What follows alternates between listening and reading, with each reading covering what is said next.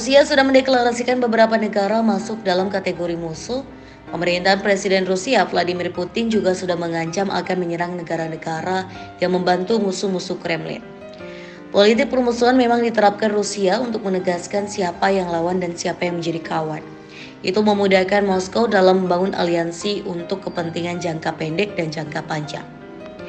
Dalam survei yang dilaksanakan oleh Levada Center pada Mei 2023, menunjukkan bahwa rakyat Rusia menganggap Amerika Serikat, Inggris, Jerman, Polandia, dan Ukraina sebagai musuh utama Moskow. Mereka menganggap kelima negara tersebut menjadi ancaman bagi Rusia. 1. Amerika Serikat.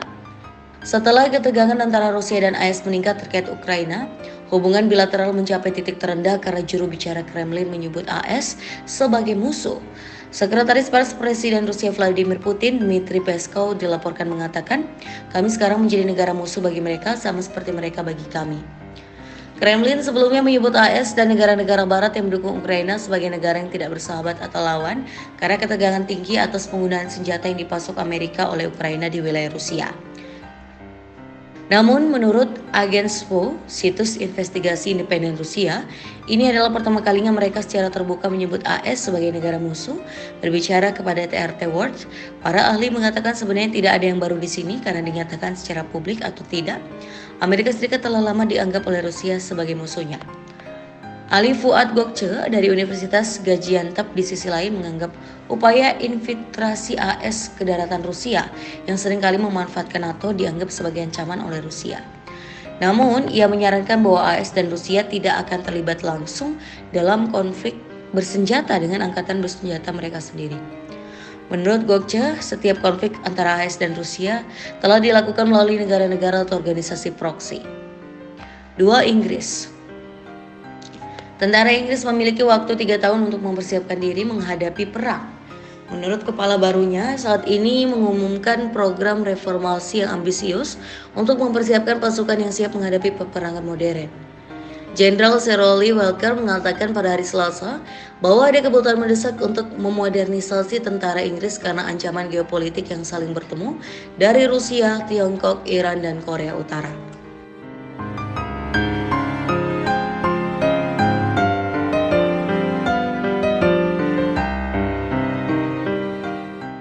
Ia menyebut reformasi sebagai rencana non-perang yang akan memberi Inggris militer yang cukup kuat untuk mencegah musuh dan membuat mereka berpikir 2 kali.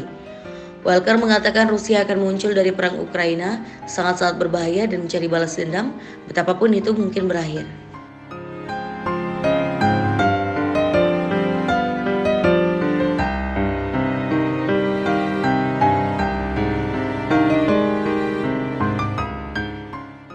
Keputusan Amerika Serikat untuk menempatkan rudal jarak jauh di Jerman dapat menyebabkan konfrontasi langsung ala Perang Dingin. Rusia telah memperingatkan sementara Kanselir Olaf Scholz memuji langkah tersebut.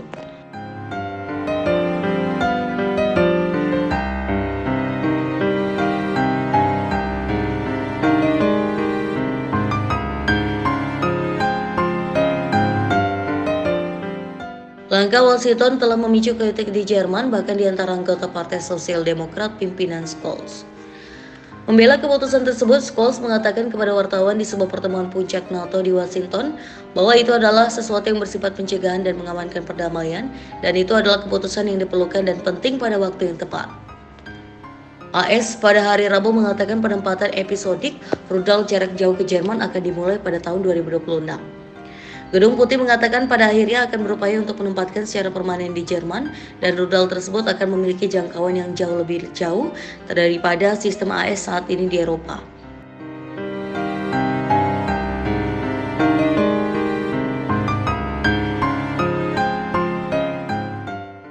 Empat, Polandia. Seorang sekutu utama Presiden Vladimir Putin memperingatkan Polandia bahwa negara anggota NATO itu sekarang dianggap sebagai musuh berbahaya oleh Rusia dan dapat kehilangan status kenegaraannya jika terus melanjutkan jalannya saat ini. Mantan Presiden Rusia Dmitry Medvedev yang sekarang menjadi Wakil Ketua Dewan Keamanan Rusia menyampaikan komentar tersebut dalam sebuah artikel sepanjang 8.000 kata tentang hubungan Rusia dan Polandia dengan mengatakan bahwa Moskow sekarang memiliki musuh berbahaya di Polandia.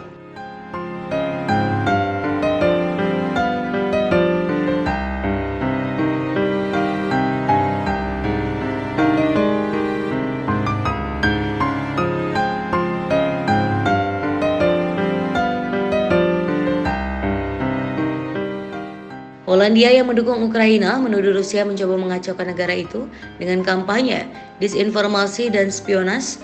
Moskow telah mengutuk apa yang dilihatnya sebagai sikap permusuhan Warsawa terhadapnya dan kepentingan Rusia di Polandia. Medvedev yang menampilkan dirinya sebagai penganut paham liberalisme modern ketika ia menjadi presiden dari tahun 2008 hingga 2012, sekarang menampilkan dirinya sebagai seorang Kremlin garis keras yang sangat anti-Barat, yang sering menyerang Barat dengan hinaan. 5. Ukraina. Melansir CBS News, Rusia meluncurkan rentetan serangan pesawat nirawak dan rudal jelajah dan balistik semalam di Kiev saat anak-anak bersiap untuk kembali ke sekolah di seluruh negeri setelah liburan musim panas. Beberapa rangkaian ledakan mengguncang ibu kota Ukraina pada dini hari. Puing-puing dari rudal dan pesawat nirawak yang dicegat jatuh di setiap distrik Kiev, melukai 3 orang dan merusak 2 taman kanak-kanak, kata Kementerian Dalam Negeri Ukraina. Pemerintah kota melaporkan beberapa kebakaran. Setelah lebih dari 900 hari perang, kedua belah pihak tidak menunjukkan tanda-tanda akan menyerah dalam pertempuran atau bergerak lebih dekat ke meja perundingan dengan Rusia atau Ukraina dan mengejar serangan darat yang ambisius. Ukraina telah bergerak maju ke wilayah Kursk Rusia dan tentara Rusia terus maju lebih jauh ke wilayah Donetsk di Ukraina Timur.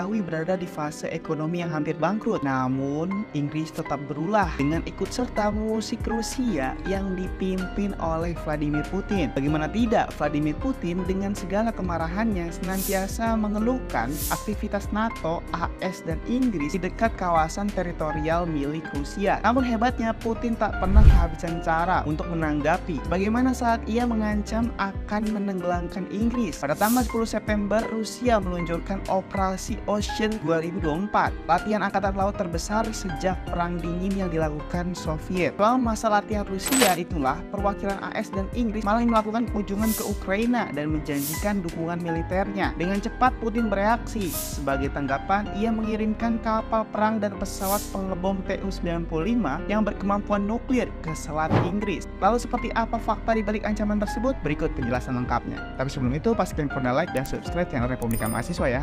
Let's go. Yang pertama, Operasi Ocean 2024 Rusia. Sedikit banyak kalian harusnya sadar bahwa hubungan Rusia dan China makin lengket dalam beberapa tahun terakhir ini. Faktanya, Rusia dan China memang berada dalam upaya peningkatan kerjasama militer dan ekonominya. Sebab kedua negara adidaya tersebut sadar ada tatanan global yang tampak dipimpin Amerika Serikat untuk mengendalikan semuanya, sehingga mereka berpikir perlu mengimbanginya. Apakah kalian tahu Operasi Ocean 2024? Singkatnya, ini merupakan latihan angkatan laut berskala besar yang dilakukan Rusia, sekaligus menjadi yang terbesar sejak era pasca Perang Uni Soviet. Dalam pelaksanaannya, pelatihan Ocean 2024 dimulai pada 10-16 September lalu yang turut melibatkan partisipasi China di dalamnya. Kementerian Pertahanan Rusia dalam pernyataannya yang dikutip dari halaman France 24 menyebut latihan melibatkan lebih dari 400 kapal perang, kapal selam, dan kapal pendukung. Selain itu ada lebih dari 120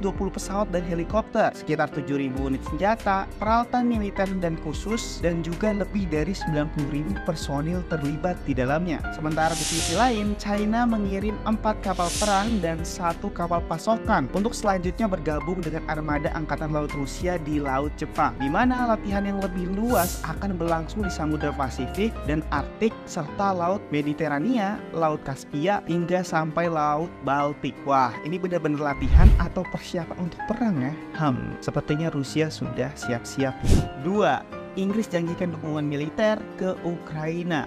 Bersamaan dengan latihan militer yang digelar oleh Rusia secara besar bersama China, Menteri Luar Negeri AS Antony Blinken dan Menteri Luar Negeri Inggris David Lammy dilaporkan mengunjungi Ukraina di Kiev dan bertemu dengan Presiden Vladimir Zelensky. Perwakilan dua negara ini diketahui berangkat bersama pada 11 September untuk membahas pelonggaran senjata. Sehari sebelumnya, Blinken dan Lammy juga bertemu di London, di mana saat itu AS berkomitmen menyediakan apapun yang dibutuhkan Ukraina agar efektif menghadapi serangan Rusia. Kemudian ketika ditanya apakah AS akan mengizinkan penggunaan senjata jarak jauh yang mereka pasok untuk Ukraina, Blinken mengatakan kepada Sky News, "Kami tidak pernah mengesampingkan hal tersebut, tetapi saat kami memutuskan, kami ingin memastikan dilakukan sedemikian rupa sehingga dapat membantu apa yang ingin dicapai oleh Ukraina." Namun tak lama kemudian, tepatnya pada Sabtu 14 September, Inggris dan Amerika mengeluarkan pernyataan bersama yang menekankan dukungan teguh mereka terhadap kemerdekaan, kedaulatan, dan integritas teritorial Ukraina.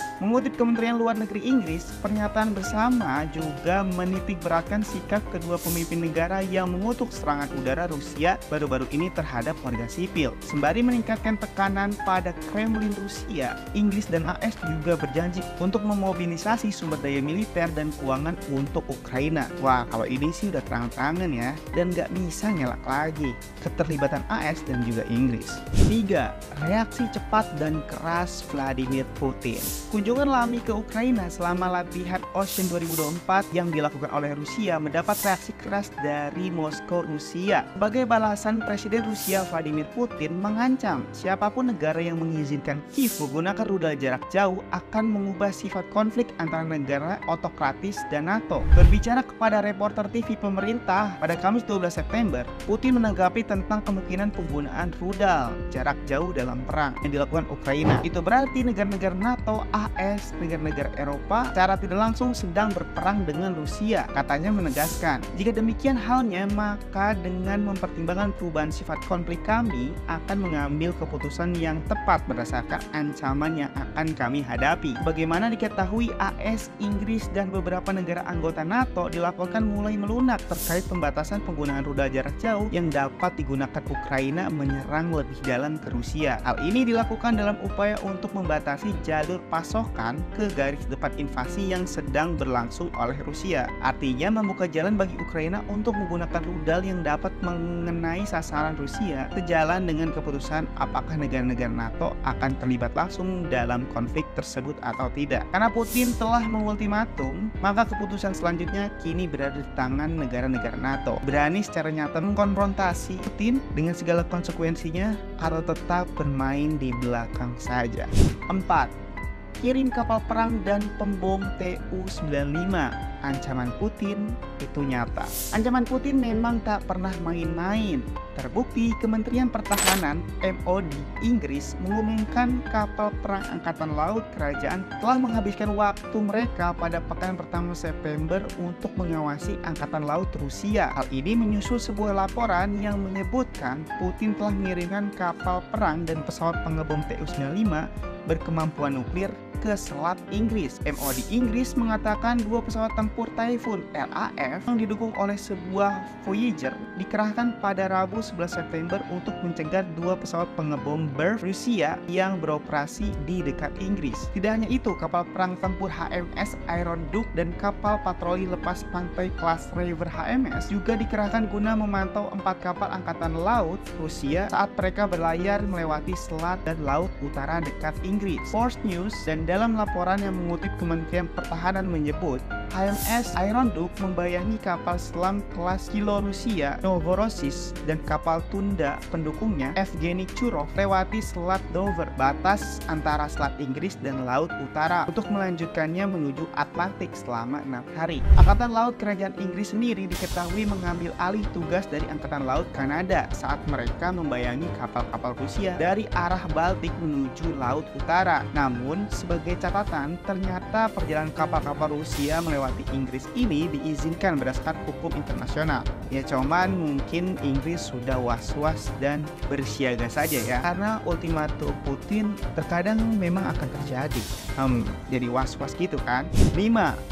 Rusia ancam tenggelamkan Inggris. Benar bahwa pengerahan armada laut Rusia yang dekat dengan Inggris belum mengidentifikasi ancaman yang berarti. Namun tindakan-tindakan Inggris yang ugal-ugalan mendukung Ukraina seharusnya cukup untuk membuat Putin dan kawan-kawannya melancarkan serangan agresifnya. Faktanya, seiring dengan meningkatnya ketegangan yang terjadi di Ukraina, Wakil Ketua Dewan Keamanan Rusia, Dmitry Medvedev, mengancam akan menenggelamkan Inggris dengan rudal hypersonic Rusia. Mengutip The Sun, mantan presiden yang juga dianggap sebagai pembantu dekat Putin itu mengutuk David Lammy dalam sebuah pernyataannya. Menteri Luar Negeri Inggris David Lammy telah menjanjikan dukungan 100 tahun kepada Ukraina. Tanya ia berbohong. Apa yang dikatakan untuk Ukraina tidak akan bertahan seperempat dari waktu itu. Kemudian ia menambahkan bahwa pulau yang disebut Inggris kemungkinan akan tenggelam dalam beberapa tahun ke depan oleh Rusia. Rudal hypersonic kami akan membantu jika diperlukan. Berbicara pada forum keamanan di Beijing yang juga dihadiri oleh Medvedev, Wakil Menteri Pertahanan Rusia, Alexander Fomin, mengatakan bahwa Ukraina diberikan bantuan militer yang komprehensif. Ini adalah tindakan yang berbahaya yang dapat menyebabkan bentrokan militer langsung antara kekuatan-kekuatan pemilik nuklir. Semakin NATO meningkatkan dukungan, maka semakin agresif pula Rusia melayangkan ancaman dan tindakan-tindakannya. Kini Putin telah mengumumkan kemungkinan perang langsung yang dapat ia mulai. Namun AS dan NATO di sisi lain juga menegaskan tidak ingin berkonflik secara langsung dengan Rusia. Jadi apa yang sebenarnya diharapkan oleh negara-negara Barat ini dalam konflik tersebut? Kenapa Barat selalu main dari belakang dan menggunakan Ukraina sebagai alasan tindakan-tindakannya yang ikut serta dalam perang? Zełenrodo, Provinsi Lublin, Polandia tersebut, tepat di seberang perbatasan dengan Ukraina. Lantas, apakah Polandia mampu menghadapi Rusia? Inilah peta kekuatan militer Rusia versus Polandia. Mari kita bongkar.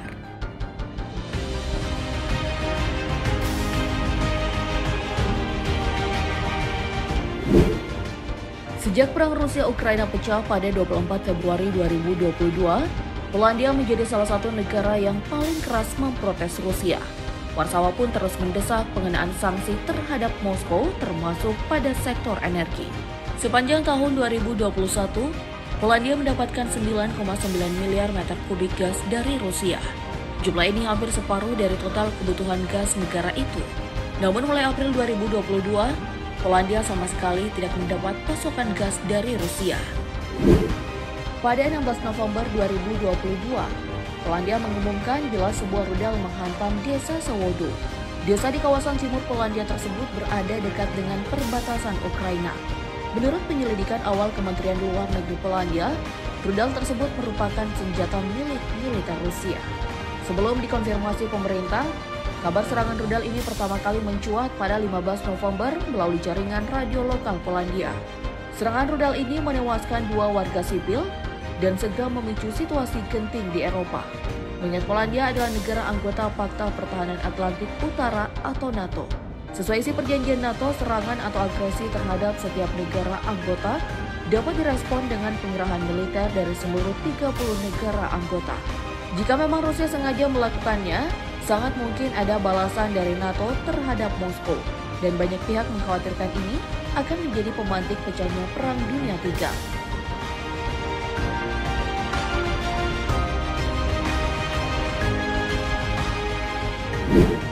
Jika hanya mengandalkan kekuatan dari Polandia saja, para pakar hubungan internasional memperkirakan Rusia bisa saja menang perang dalam semalam.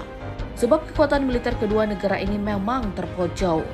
Dalam catatan laman kekuatan militer dunia, Global Firepower, Polandia berada di urutan ke-24, sementara Rusia di urutan kedua dunia. Bahkan Indonesia saja masih unggul jauh di atas Polandia dengan menempati urutan ke-15. Rusia memiliki total pasukan militer sebanyak 1.350.000 personil dan yang aktif diperkirakan sejumlah 850.000 personil. Sementara pasukan cadangan dan paramiliter yang siap masing-masing ada sebanyak 250.000 personil. Melihat angka ini, satu-satunya alasan bagi Rusia untuk berpikir ulang sebelum menyatakan perang dengan Polandia memang hanya NATO. Melihat jumlah personil militer Polandia yang hanya berjumlah 152.500 prajurit, yang terdiri dari 120.000 personil aktif, serta 32.500 pasukan paramiliter. Berbeda dengan Rusia, Polandia tidak memiliki pasukan cadangan sama sekali. Lain cerita jika NATO sudah turun tangan untuk membantu Polandia. Meskipun begitu, semoga saja perang dari kedua negara ini tidak sampai terjadi, karena pasti akan berdampak ke negara-negara lain, termasuk Indonesia. Dalam perang antara Rusia dengan Ukraina, NATO sendiri menegaskan tak akan terlibat di dalamnya. Amerika Serikat sebagai negara pemimpin NATO juga menegaskan tak akan mengirim pasukan, meski membantu persenjataan Ukraina.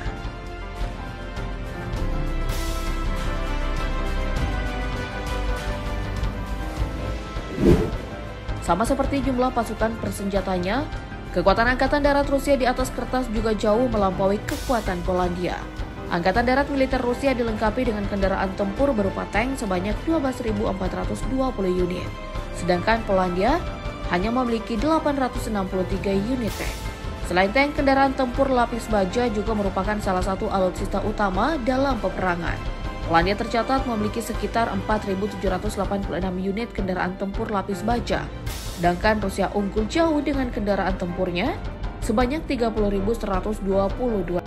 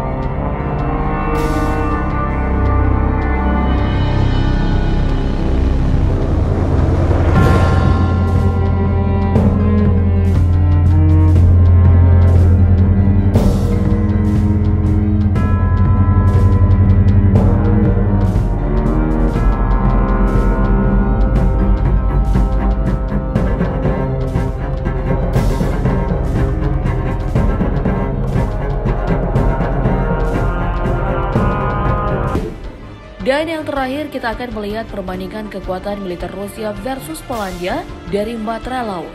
Jika melihat letak geografis kedua negara, mereka memang hanya memiliki sedikit wilayah laut dan sangat kecil kemungkinan bagi masing-masing negara untuk menyerang dari perairan. Tapi biarpun begitu, Rusia tetap memperkuat wilayah perairannya dengan alutsista terbaik.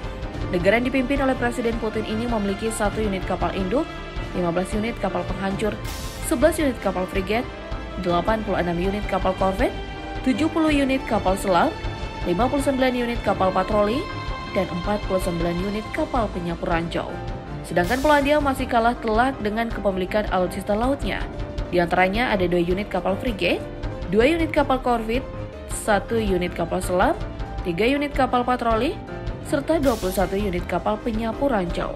Seandainya di kemudian hari perang antar kedua negara ini benar-benar terjadi, negara manakah yang akan kamu dukung?